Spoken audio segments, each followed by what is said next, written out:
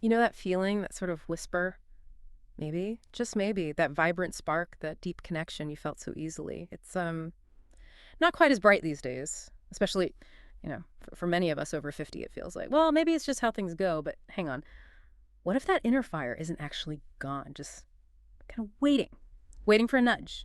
It's a really interesting idea, isn't it? That feeling of something being diminished, desire or closeness might not be a simple decline at all. The research we've been looking at, well, it actually points to something pretty remarkable happening in the brain itself, specifically related to a type of brainwave, gamma brainwaves. Gamma waves. Okay, sounds like sci-fi. But this is where it gets, well, mind-blowing. We're diving into some really fascinating work today coming out of MIT's Brain Aging Initiative. They've been looking into how sound frequencies might affect brain activity as we age. And their findings, well, they could totally change how we think about reigniting that spark, for emotional closeness, connection, even desire, using just sound.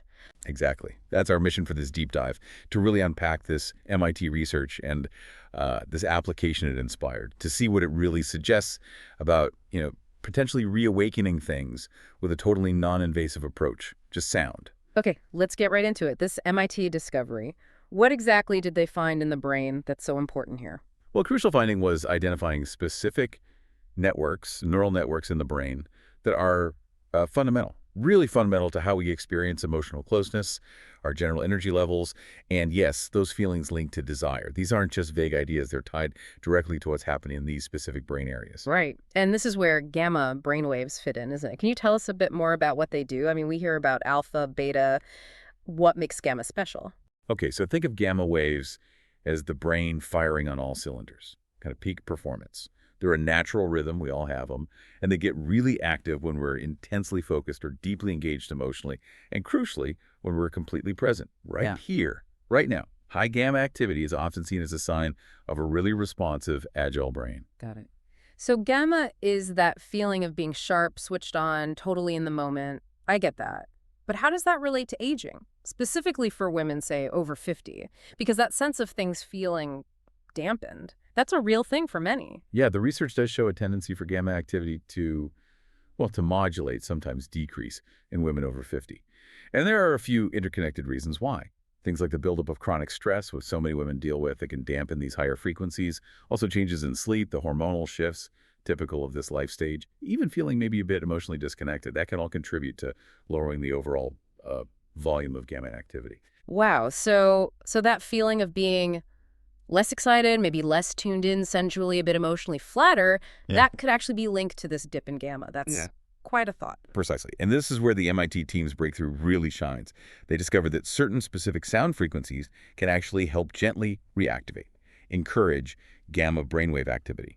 And the really significant part, it was done purely through sound, auditory stimulation, no drugs, no invasive stuff, just sound. Just sound. That almost sounds too simple. How does that even work? Is it like how certain music makes you feel certain things? It's based on a principle called brainwave entrainment. It's actually pretty well established.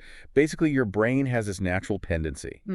When it hears a consistent rhythmic stimulus, like a specific sound pattern, it tends to synchronize its own electrical rhythm to match that external one. Okay, like tuning forks. Yeah, sort of like that, yeah.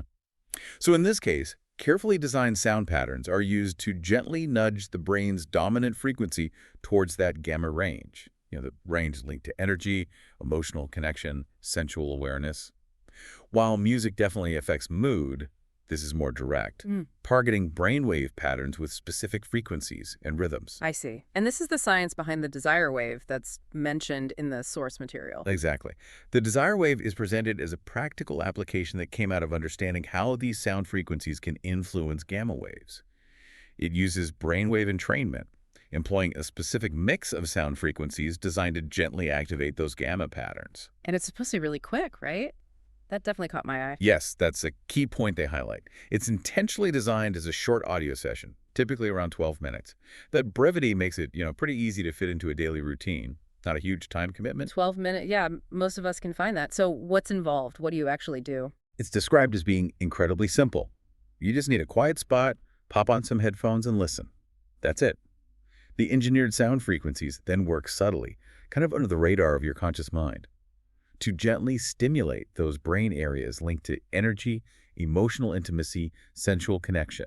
And the best part, No effort required, no visualizing, no affirmations to remember, nothing to learn, just listening. Wow. And the material suggests many women feel something shift even the first time they listen. That seems really fast. The information does suggest that, yes, Yeah. that quite a few women report a noticeable shift, even after just one session. It might show up as, say, feeling more aware of your body or more emotionally open, or just feeling more present, more grounded in the moment. Hmm. That idea of being truly present. It reminds me of something else in the research about experienced meditators. Zen monks, was it? Ah, yes, that's a fascinating link. Studies on people with years of deep meditation practice, like Zen monks, found something really interesting. They showed exceptionally high levels of gamma brainwave activity during meditation. Yeah. Which strongly suggests a connection between sustained gamma activity and that deep state of presence, being fully embodied, fully aware. And that state, as the research suggests, seems really conducive to emotional intimacy and, well, desire. So the desire wave is kind of trying to gently nudge our brains towards a similar state. Hmm. High presence, high gamma, but without needing years of meditation training. That's the basic idea, Yeah. yes. The source material even calls gamma waves the desire wave within you. Mm-hmm. The concept is that by activating these inherent brain patterns, you might tap into more energy, more emotional openness, a stronger connection to your body, potentially renewing that sense of pleasure. And what about the real world effects? What are women actually reporting in their daily lives from using this? It sounds like it's more than just one feeling. Yeah, the anecdotes suggest a whole range of positive changes. Women talking about feeling more in tune with their bodies, their Wow. emotions, like a mental fog lifting. Yeah. Feeling more present in conversations, in interactions, experiencing stronger connections with partners.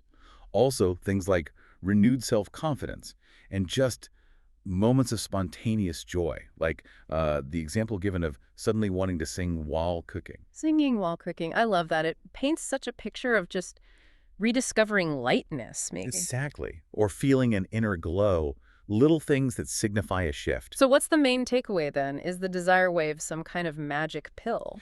No, and it's important to stress that. It's not presented as medication or some quick fix. It's framed more as a tool, a gentle but potentially powerful way to help reconnect with a part of yourself, a part that might have become less active over time, using the power of sound to encourage that natural reconnection from within. Okay, that makes a lot of sense. Not forcing it, but creating the right inner conditions for connection and desire to maybe bubble up again. So for anyone listening who's felt that sense of things fading, connection, desire, Yeah. what's the key message here? I think the core message is really one of possibility. That this research and applications like the desire wave suggests something hopeful. That the capacity for desire, for deep connection, especially for women over 50, it isn't necessarily lost. It's intricately linked to brain activity, and that activity might be something we can positively influence. Gently, non-invasively, just using sound. So wrapping up our deep dive, I'm left with this really interesting thought. For anyone feeling that inner spark isn't quite what it used to be. Maybe it's not gone out at all. Maybe it's just waiting for a different kind of signal, a gentle sound wave perhaps, to reawaken in a way we hadn't considered. It definitely gives you something new to think about. It absolutely does. It really encourages us to look at the changes we experience as we age in a different light. And it shows the amazing potential of neuroscience to offer, well, fresh perspectives and maybe even new paths to enhancing our well-being.